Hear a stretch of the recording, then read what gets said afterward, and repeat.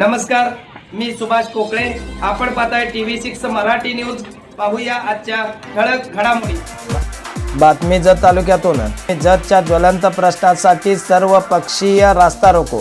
म्हैसाळ आवर्तन चारा पाणी दिवसा वीज स्मार्ट मीटर व अवैध धंद्याविरोधात जोरदार आंदोलन.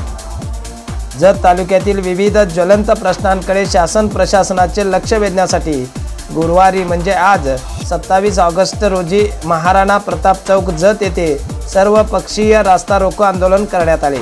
या आंदोलनाला तालुक्यातील नागरिक, शेतकरी, पदाधिकारी व कार्यकर्त्यांनी मोठा प्रतिसाद दिला. यावेळी म्हैसाळ उपसा सिंचन योजनेचे आवर्तन पूर्ण क्षमतेने सुरू करावे, जनावरांसाठी चारा व पाण्याची तातडीने व्यवस्था करावी, शेतकऱ्यांना दिवसा पुरेशी वीज द्यावी, स्मार्ट मीटरची सक्ती रद्द करावी, तालुक्यातील अवैध धंदे तातडीने बंद करावेत, तसेच जत तालुक्याचे नामांतर करू नये अशा प्रमुख मागण्या मांडण्यात आल्या.